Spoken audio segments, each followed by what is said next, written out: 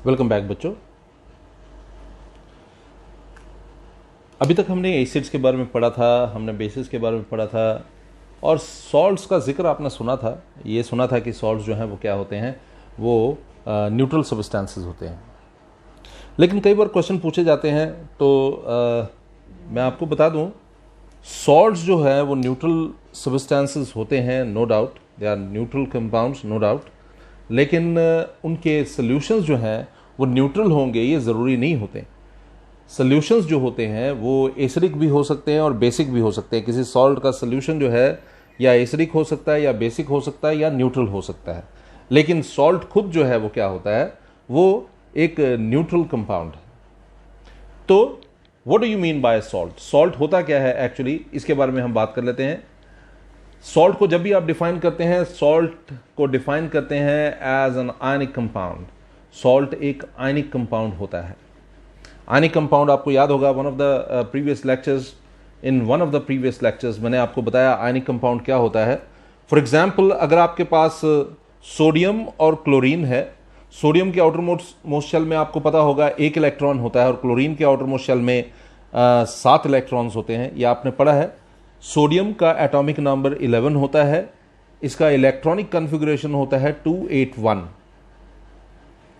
Chlorine का atomic number 17 होता है, इसका इलेक्ट्रॉनिक कॉन्फ़िगरेशन होता है 287।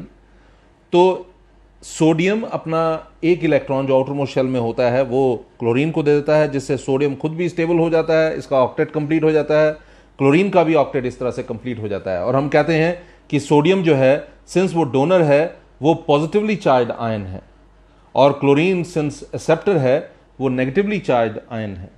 तो metal positively charge, non metal negatively charge. तो ये इलेक्ट्रो पॉजिटिव है, ये इलेक्ट्रो नेगेटिव है।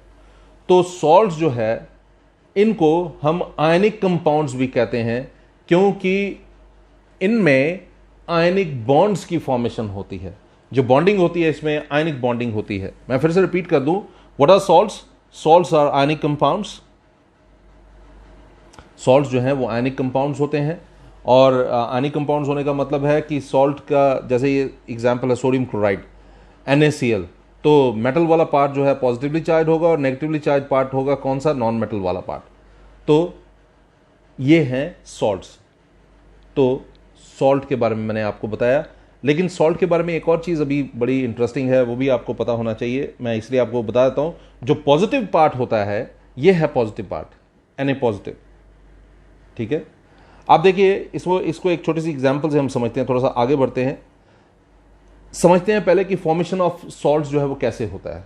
फिर उसके साथ ही मैं आपको बताऊंगा इस पॉजिटिव पार्ट और इस नेगेटिव पार्ट के बारे में एक इंटरेस्टिंग फैक्ट। तो फॉर्मेशन ऑफ सॉल्ट्स की फॉर्मेशन किस तरह से होती है? देखिए, सॉल्ट की फॉर्मेशन का पहला तरीका होता है neutralization of acids and bases. आपने एक एसिड लिया, एक बेस लिया, दोनों को रिएक्ट करवाया तो न्यूट्रलाइजेशन होती है। और इस न्यूट्रलाइजेशन में एक सॉल्ट बनता है, साथ में वाटर बनता है। ठीक है जी। So we have, let us take an example. We have sodium hydroxide, we have hydrochloric acid. This is a strong base, this is a strong acid, and when sodium hydroxide reacts with hydrochloric acid, what happens? Sodium और chlorine इकट्ठे हो जाते हैं, OH और H separate हो जाता है और इसलिए H2O की फॉर्मेशन होती है। सिमिलर केस है यहाँ पर।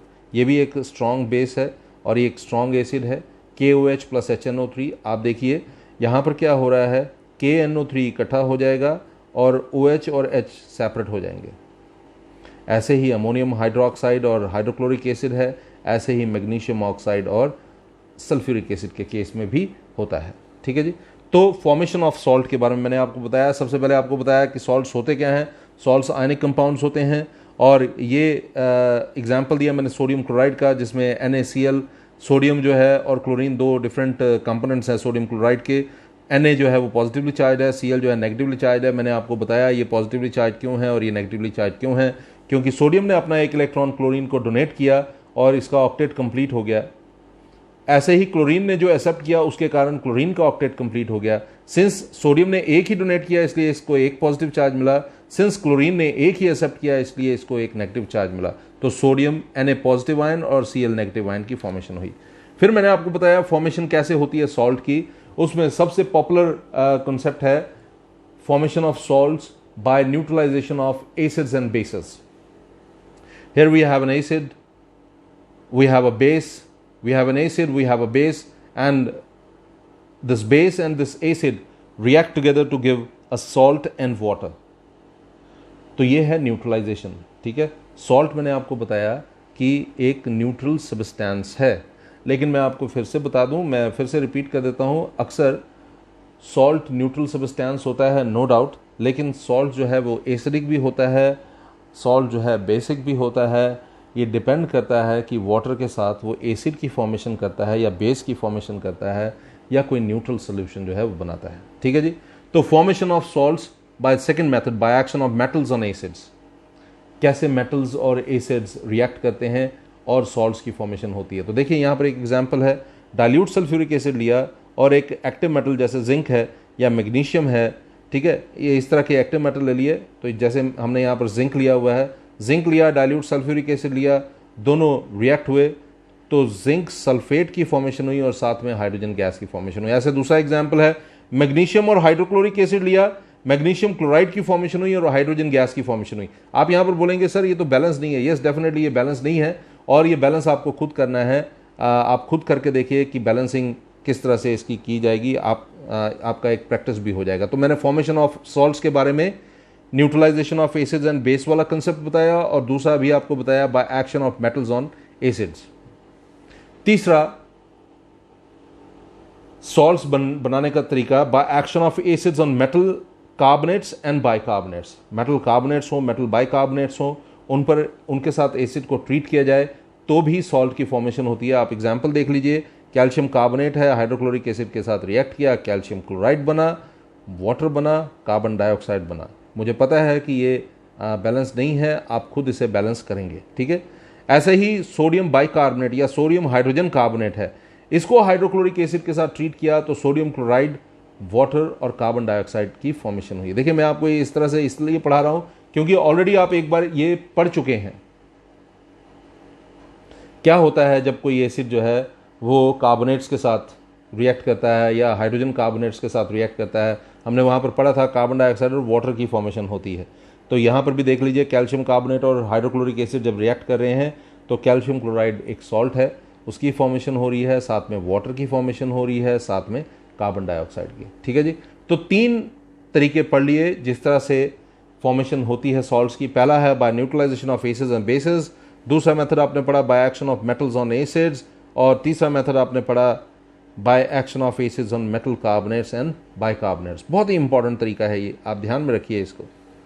और चौथा तरीका है bye action of metals on alkalis. लेकिन यहां पर एक चीज याद रखिए, यहां पर इनको हीट भी करना पड़ता है. ठीक है जी. जैसे यहां पर आप देख रहे होंगे, सोडियम हाइड्रोक्साइड को लिया गया और जिंक के साथ उसको हीट किया गया, और सोडियम हाइड्रोक्साइड जिंक के साथ हीट करने पर सोडियम जिंकेट की फॉर्मेशन करती है, Na2ZnO2 इसकी फॉर्मेशन करती है, साथ में हाइड्रोजन गैस जो है वो रिलीज होता है. तो मैं रिपीट कर दूं, मेटल्स लाइक जिंक, ये जैसे जिंक के साथ है ऐसा एल्युमिनियम के साथ भी होता है. जिंक के साथ, एल्युमिनियम के साथ भी अगर आप सोडियम हाइड्रोक्साइड को या पोटेशियम हाइड्रोक्साइड को, ये जो स्ट्रॉन्ग एल्कलीज, इनको आप रिएक्ट करते हैं, हीट करते हैं, तो सोडियम जिंकेट बना और साथ में हाइड्रोजन गैस की फॉर्मेशन हुई. तो अभी तक आपने क्या क्या पढ़ा?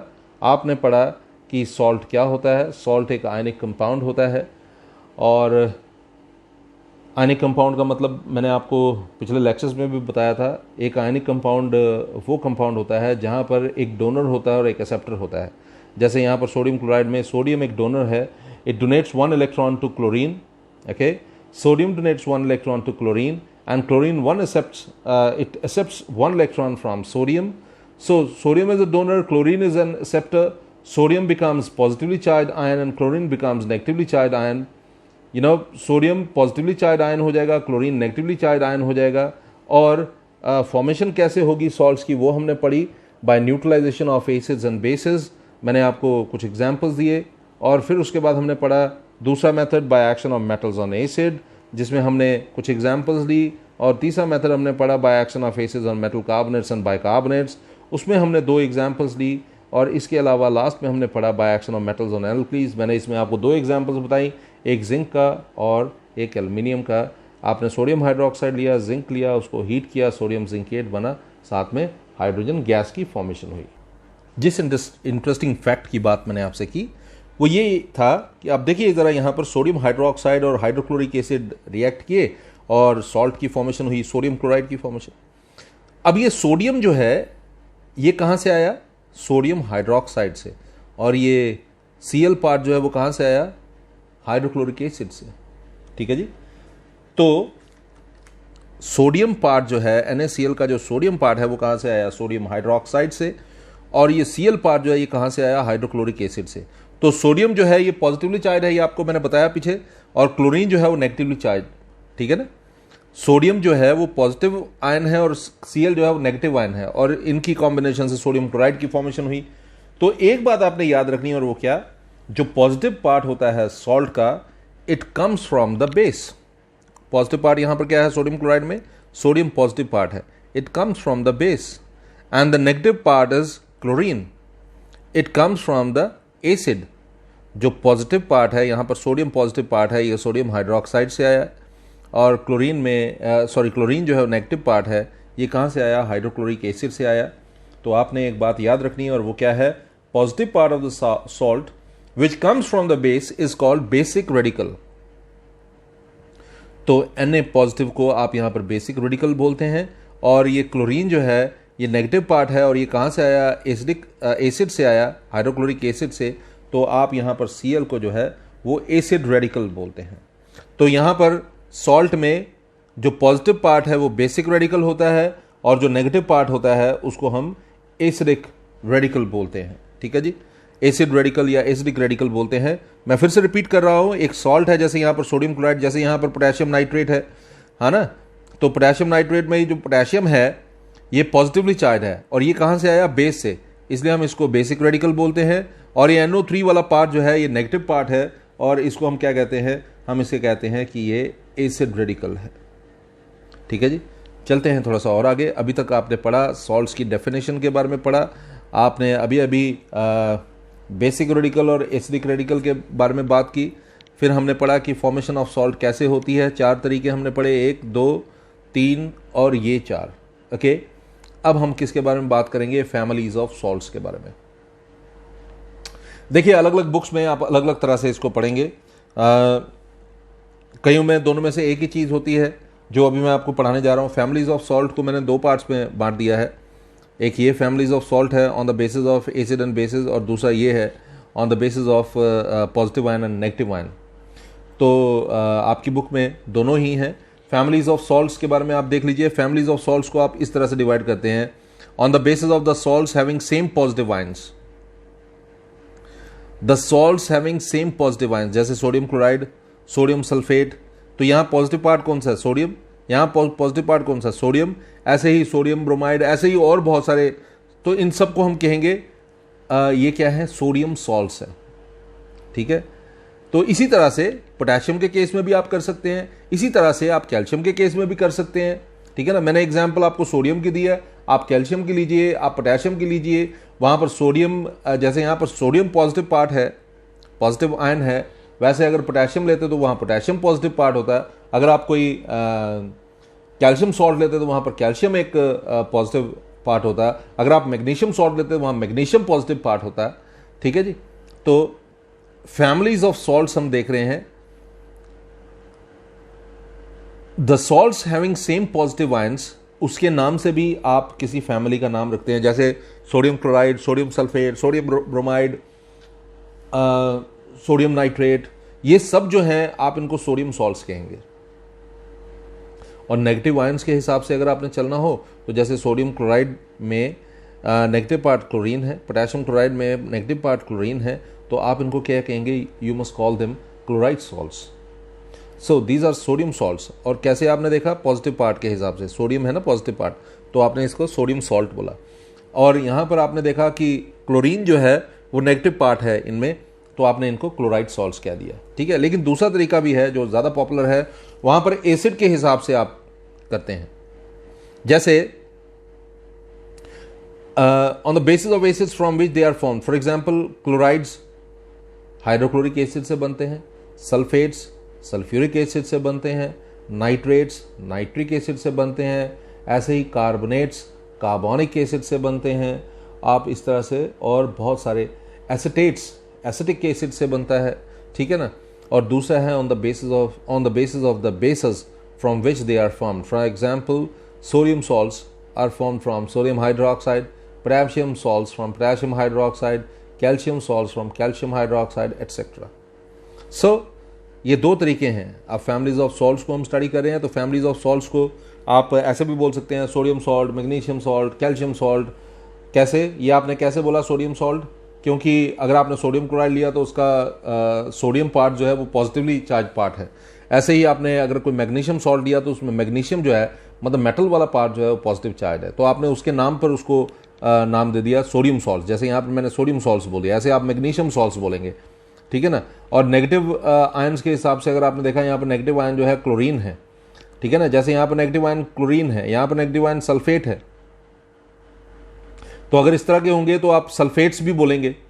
Na2SO4 जैसे है तो वैसे सल्फेट सॉल्ट्स भी होते हैं, लेकिन अभी यहाँ पर NaCl लिया था, KCl लिया था, तो ClCl नेगेटिव पार्ट है तो हम क्लोराइड सॉल्ट्स इनको बोलते हैं। Families of salts on the basis of acids from which they are formed, hydrochloric acid से बनने वाले को हम क्लोराइड्स बोलेंगे, सल्फेट्स बोलते हैं सल्फ्यूरिक एसिड से बनने वाले, नाइट्रेट्स जो है नाइट्रिक एसिड से बनते हैं। ऐसे मैंने बताया एसिटेट्स एसिटिक एसिड से बनते हैं, और इसके अलावा मैंने आपको बताया कार्बोनिक एसिड से बनते हैं, कार्बोनेट्स, और बहुत सारे।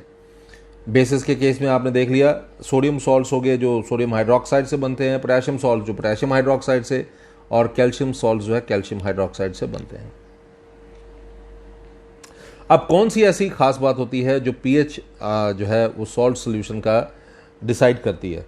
तो मैंने जैसा आपको लेक्चर के बिगिनिंग में ही एक बात बताई, अक्सर लोगों के बीच में ये भ्रम है कि सॉल्ट्स जो है न्यूट्रल होते हैं। नो डाउट सॉल्ट्स न्यूट्रल होते हैं, लेकिन सॉल्ट्स के सोल्यूशन जो होते हैं वो एसिडिक भी हो सकते हैं, वो न्यूट्रल भी हो सकते हैं, वो बेसिक भी हो सकते हैं। तो उसके हिसाब से हम बोलते हैं कि कोई सॉल्ट जो है वो एसिडिक है या न्यूट्रल है या बेसिक है। मैं फिर से एक बात रिपीट कर दूं, वैसे तो सॉल्ट्स जो है वो न्यूट्रल कंपाउंड्स हैं, ठीक है, ना एसिड है ना बेस है। लेकिन जब आप पानी के साथ उसको ट्रीट करते हैं, जब आप उसे वाटर के साथ ट्रीट करते हैं, उस केस में जो सोल्यूशन बनता है वो आइदर एसिडिक होता है या न्यूट्रल होता है या बेसिक होता है या अल्कलाइन जिसको आप बोलते हैं होता है। तो इसके हिसाब से हम सॉल्ट्स को कहते हैं कि वो एसिडिक हैं या बेसिक हैं या न्यूट्रल है। जैसे एग्जाम्पल ले लीजिए, अमोनियम क्लोराइड जो है इसका पीएच जो है वो 6 है। अब कैसे पता लगा पीएच 6 है? आपने इसको वाटर के साथ ट्रीट किया होगा तब जाकर हमें पता लगा पीएच 6 है। वैसे अमोनियम क्लोराइड जो है सॉल्ट फॉर्म में जब होगा, सॉलिड फॉर्म में जब होगा तो आप उसको न्यूट्रल ही कंसीडर करेंगे, लेकिन जब पानी ऐड करेंगे तो उसका पीएच जो है वो 6 हो जाएगा, तो आप कहेंगे कि ये एसिडिक है। ऐसे ही सोडियम क्लोराइड है, पीएच इसका ये न्यूट्रल है तो पीएच इसका 7 होता है। पानी के साथ आप इसको ट्रीट करेंगे तब भी इसका पीएच जो है वो 7 होता है। सोडियम कार्बोनेट का जब आप केस लेंगे, सोडियम कार्बोनेट का सोल्यूशन अगर आप लेंगे, उसका पीएच जो है वो 9 होता है। सोडियम कार्बोनेट का सॉल्ट लेंगे वो तो न्यूट्रल होता है, उसमें तो पता नहीं लगता। मैंने आपको पहले भी बताया कोई चीज़ एसिड है या बेस ये पता तब लगता है जब आप उसका एक्वस सोल्यूशन लेते हैं, ठीक है जी। तो सोडियम कार्बोनेट जो है इसका पीएच 9 है, तो हम कहते हैं कि ये बेसिक या अल्कलाइन है, ठीक है जी। थोड़ा सा और आगे चलते हैं। अब एक और चीज़ बड़ी इंपॉर्टेंट है और वो मैं आपको उसके बारे में बता दूं, और वो क्या होता है, आपने एक चीज़ नोटिस की कि हर सॉल्ट जो है जब हम उसके बारे में बात करते हैं तो हम ये बात ज़रूर करते हैं कि उसकी फॉर्मेशन जो है वो शायद न्यूट्रलाइजेशन रिएक्शन से हुई है। तो न्यूट्रलाइजेशन रिएक्शन का एक रिवर्स रिएक्शन भी होता है जिसको हम सॉल्ट हाइड्रोलिसिस कहते हैं, ठीक है। सॉल्ट हाइड्रोलिसिस क्या होता है? A salt reacts with water to give back the acid and the base, जिसके बारे में हमने अभी बात की थी। जैसे आपने देखा यहाँ पर आप जब आप इस सॉल्ट की बात करते हैं, सोडियम क्लोराइड या सोडियम सल्फेट, जब आप इसको पानी के साथ ट्रीट करते हैं तो जो सोल्यूशन बनेगा वो एसिडिक भी हो सकता है या बेस भी हो सकता है, न्यूट्रल भी हो सकता है, जैसे हमने सोडियम क्लोराइड के केस में लिया। तो अब जैसे एक स्ट्रॉन्ग एसिड और एक स्ट्रॉन्ग बेस की जब आप बात करते हैं उसका जो सॉल्ट होता है, जब आप उसका पीएच लेवल चेक करते हैं तो वो हमेशा 7 होता है। उसके सोल्यूशन का पीएच लेवल जो है हमेशा 7 होता है। देखिए कैसे पता लगा, आप देखिए जब कभी आप एक, मैं फिर से आपको बता दूं, एक स्ट्रॉन्ग एसिड और एक स्ट्रॉन्ग बेस, जैसे सोडियम हाइड्रोक्साइड और हाइड्रोक्लोरिक एसिड, अगर आप इनको ट्रीट करते हो तो क्या बनता है, आपको सोडियम क्लोराइड मिलता है ना। अब इसका रिवर्स रिएक्शन क्या होगा, अगर सोडियम क्लोराइड आपने लिया, वाटर में ऐड किया और उसको अच्छे से मिक्स किया, तो आपको मिलेगा सोडियम हाइड्रोक्साइड और हाइड्रोक्लोरिक एसिड। ठीक है, इन दोनों को ट्रीट करने पर सोडियम क्लोराइड मिला और उसका रिवर्स रिएक्शन जब आपने किया, ठीक है जी, यानी कि सॉल्ट हाइड्रोलिसिस जिसको हम बोलते हैं, सॉल्ट हाइड्रोलिसिस के कारण आपको मिला सोडियम हाइड्रोक्साइड और हाइड्रोक्लोरिक एसिड। ठीक है, तो एक स्ट्रॉन्ग एसिड और एक स्ट्रॉन्ग बेस जब कंबाइन होते हैं तो एक ऐसे सॉल्ट की फॉर्मेशन करते हैं जो सोल्यूशन जब बनाएगा, एक्वस सोल्यूशन जब बनाएगा, तो उसका पीएच जो है वो 7 होगा, मतलब वो न्यूट्रल सोल्यूशन होगा। जैसे सोडियम क्लोराइड, जैसे सोडियम नाइट्रेट, जैसे sodium sulphate, potassium chloride, potassium sulphate, potassium nitrate etcetera. ठीक है जी, ये बहुत सारी एग्जांपल्स हैं। ये सभी सॉल्ट्स जब पानी के साथ डिजॉल्व होते हैं तो एक स्ट्रॉन्ग एसिड और एक स्ट्रॉन्ग बेस की फॉर्मेशन करते हैं। आई एम श्योर कि आपको कंसेप्ट समझ आ रहा होगा। आपको याद होगा हमने शुरू किया था सॉल्ट की डेफिनेशन से, we started with this definition salts, और फिर मैंने आपको बताया एसिड रेडिकल और बेसिक रेडिकल, है ना। आपको मैंने बताया कि बेसिक रेडिकल क्या होता है और एसिड रेडिकल क्या होता है। हमने फॉर्मेशन ऑफ सॉल्ट्स को डिस्कस किया, उसमें सबसे पहले मैंने न्यूट्रलाइजेशन रिएक्शन के बारे में बताया। फिर हमने फॉर्मेशन ऑफ सॉल्ट्स में action of metals on acids को डिस्कस किया। फिर हमने फॉर्मेशन ऑफ सॉल्ट्स में action of acid on metal carbonates on bicarbonates को स्टडी किया। फिर हमने bye action of metals on alkalis को स्टडी किया, और इसमें मैंने आपको बताया एक स्पेशल कंडीशन है, हीट आपको करना पड़ता है। और फिर फैमिलीज ऑफ सॉल्ट्स में हमने 2 केसेस को स्टडी किया। एक फैमिली ऑफ सॉल्ट हमने देखा पॉजिटिव आयन और नेगेटिव आयन के हिसाब से, और दूसरा हमने देखा देयर पेरेंट एसिड या पेरेंट बेस के हिसाब से। यहाँ पेरेंट एसिड देखा, अगर हाइड्रोक्लोरिक एसिड है तो क्लोराइड्स, सल्फ्यूरिक एसिड है तो सल्फेट्स, ऐसे ही हमने बेस को भी स्टडी किया। और फिर हमने pH of salt solution study किया। हमने बात की कि सॉल्ट जो होता है वो वैसे तो न्यूट्रल होता है, लेकिन उसकी नेचर का पता तब लगता है जब आप उसका एक्वस सोल्यूशन लेते हो। आप उसको वाटर के साथ ऐड करते हो तो जो सोल्यूशन बनता है वो न्यूट्रल हो सकता है, एसिडिक हो सकता है, और बेसिक या अल्कलाइन हो सकता है। तो उसी के हिसाब से हम बोलते हैं कि सॉल्ट जो है एसिडिक है या बेसिक है या न्यूट्रल है। मैं फिर से आपके लिए रिपीट कर दूं, सॉलिड फॉर्म में, क्रिस्टल फॉर्म में ये सॉल्ट्स जो है विदाउट वाटर जो है वो हमेशा न्यूट्रल ही होते हैं, लेकिन पानी में ऐड करने पर वो 3 केसेस बना सकते हैं, एसिडिक हो सकते हैं, न्यूट्रल हो सकते हैं, बेसिक हो सकते हैं। ठीक है जी, चलते हैं थोड़ा सा और आगे। फिर हमने स्टडी किया एक स्ट्रॉन्ग एसिड और एक स्ट्रॉन्ग बेस जब रिएक्ट करते हैं तो जो सोल्यूशन आपको मिलता है जो सॉल्ट आपको मिलता है, एक स्ट्रॉन्ग एसिड और एक स्ट्रॉन्ग बेस जब रिएक्ट करते हैं तो जो सॉल्ट आपको मिलता है उसका एक्वस सोल्यूशन अगर आप लोगे तो आप देखोगे कि वो न्यूट्रल होगा। ठीक है जी, थोड़ा सा और आगे बढ़ते हैं। अब एक स्ट्रॉन्ग एसिड ले लेते हैं और एक वीक बेस ले लेते हैं। एक स्ट्रॉन्ग एसिड और एक वीक बेस, यानी कि अगर सपोज करो आप हाइड्रोक्लोरिक एसिड लेते हैं और उसको अमोनियम हाइड्रोक्साइड के साथ ट्रीट करते हैं तो अमोनियम क्लोराइड बनेगा, है ना। ये तो हो गया न्यूट्रलाइजेशन रिएक्शन। ठीक है जी, दिस इज न्यूट्रलाइजेशन रिएक्शन। इसको आप बोलेंगे कि सर ये न्यूट्रलाइजेशन रिएक्शन है। ओके, जब कभी आप एक स्ट्रॉन्ग एसिड लेंगे और एक वीक बेस लेंगे तो आपको, मैं फिर से रिपीट कर दूं, एक स्ट्रॉन्ग एसिड और एक वीक बेस, जब भी आप एक स्ट्रॉन्ग एसिड और एक वीक बेस लेंगे तो आपको एक सॉल्ट मिलेगा। ठीक है, इस सॉल्ट का जब भी आप सोल्यूशन लेंगे उसका पीएच हमेशा लेस देन 7 होगा, यानी कि वो सोल्यूशन हमेशा एसिडिक होगा। तो यहां पर एक एग्जांपल मैंने आपको दिया अमोनियम क्लोराइड का, कॉपर सल्फेट का, एल्यूमिनियम क्लोराइड का, जिंक सल्फेट, बेरियम क्लोराइड, ये सब जो है अगर आप इनको वाटर के साथ ट्रीट करेंगे, आई एम सॉरी यहां पर स्पेलिंग गलत है, वेयर लिखा हुआ है, लेकिन अब मैं टाइम वेस्ट नहीं करूंगा, ये वाटर है, WATER कर लीजिएगा, ये Y लिखा हुआ है।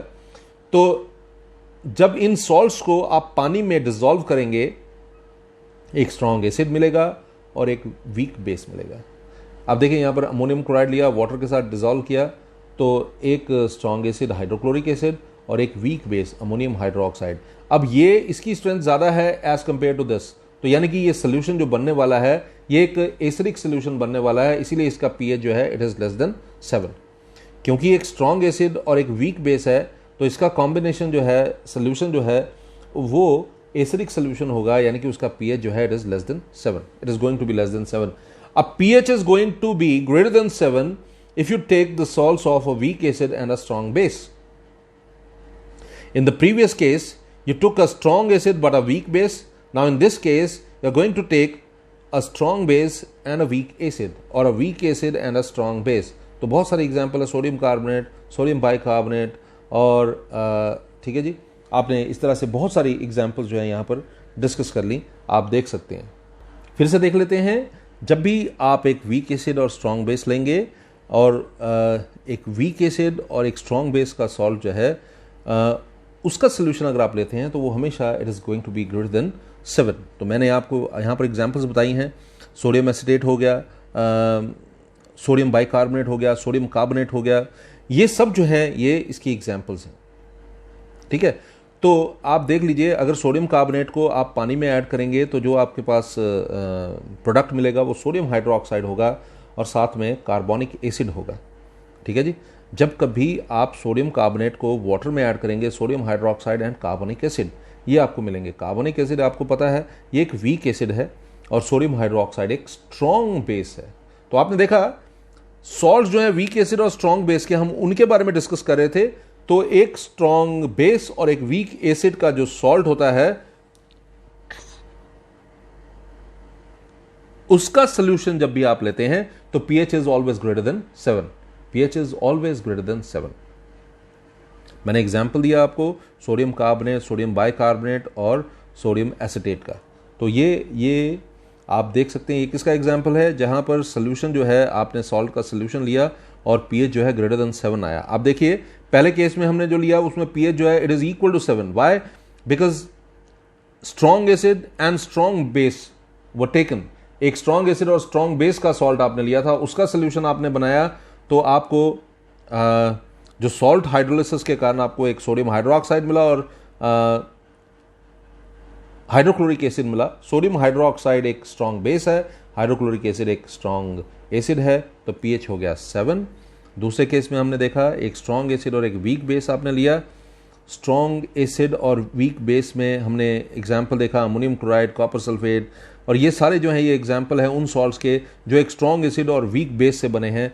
तो अमोनियम क्लोराइड जैसे अमोनियम हाइड्रोक्साइड और हाइड्रोक्लोरिक एसिड से बना है।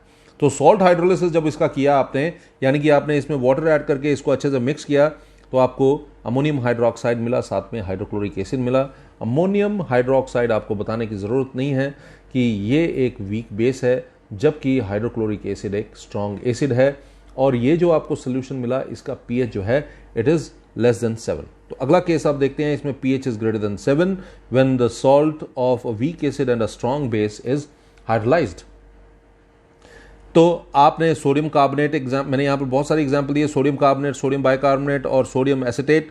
ठीक है, इन सॉल्ट्स को आपने लेना, उनको हाइड्रोलाइज करना, मतलब उनमें वाटर ऐड करना है और उसको अच्छे से मिक्स करना है। तो आप देखेंगे कि आपको एक स्ट्रॉन्ग बेस मिलेगा, साथ में एक वीक एसिड मिलेगा, कार्बोनिक एसिड। तो ये जो सोल्यूशन बना है इसका pH आप देखेंगे it is greater than 7। What do you mean by greater than 7? इसका मतलब ये है क्योंकि यहाँ पर एक स्ट्रॉन्ग बेस मिला है और एक वीक एसिड मिला है, तो ये सोल्यूशन जो है it is definitely going to be greater than 7। Greater than 7 का मतलब होता है कि एल्कलाइन होगी थोड़ी सी। ठीक है, अब हम लास्ट में बात करते हैं salt of weak acid and weak base. तो अमोनियम एसिटेट का यहाँ पर एग्जाम्पल दिया है, आप अपनी बुक में भी देखेंगे, वहाँ पर भी अमोनियम एसिटेट का एग्जाम्पल दिया है। जब भी आप अमोनियम एसिटेट लेंगे, अमोनियम एसिटेट लेने पर वाटर के साथ जब आप उसका एक सोल्यूशन बनाएंगे, आप देखेंगे कि आपको ना तो स्ट्रॉन्ग एसिड मिलेगा ना ही स्ट्रॉन्ग बेस मिलेगा, बल्कि उसकी जगह आपको एक वीक एसिड और एक वीक बेस मिलेगा। तो इसीलिए हम कहते हैं कि ये भी जो है ऑलमोस्ट एक न्यूट्रल सब्सटेंस है, क्योंकि एक वीक एसिड है और एक वीक बेस है, तो जो सॉल्ट मिला उसका सोल्यूशन भी जो है वो वीक ही होने वाला है। इसलिए हम कहते हैं कि उसका pH जो है it is going to be about 7। So today you studied a few new concepts. जैसे हमने सबसे पहले पढ़ा कि सॉल्ट होता क्या है, फिर मैंने आपको एग्जाम्पल दिया बेसिक रेडिकल और एसिडिक रेडिकल का, ठीक है जी। फिर हमने पढ़ा कि उसकी फॉर्मेशन कैसे होती है, सॉल्ट की फॉर्मेशन क्या होती है, कैसे होती है। यहाँ पर हमने ये सारी रिएक्शन आपने नोटिस किया होगा, हम पहले ही पढ़ चुके हैं, इनको हमने पहले से ही पढ़ा हुआ है, ठीक है जी।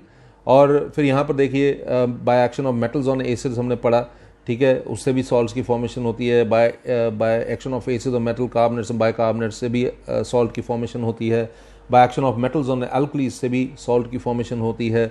फिर मैंने फैमिलीज ऑफ सॉल्ट्स के 2 केसेस आपको समझाए, आपको मुझे उम्मीद है समझ आए होंगे। मैंने आपको बताया एसिडिक, न्यूट्रल और बेसिक सॉल्ट क्या होता है, या हम क्यों बोलते हैं कि वो एसिडिक सॉल्ट है या न्यूट्रल सॉल्ट है या बेसिक सॉल्ट है, जबकि हमें तो यही पढ़ाया जाता है क्रिस्टल्स जो होते हैं सॉल्ट के वो हमेशा न्यूट्रल ही होते हैं।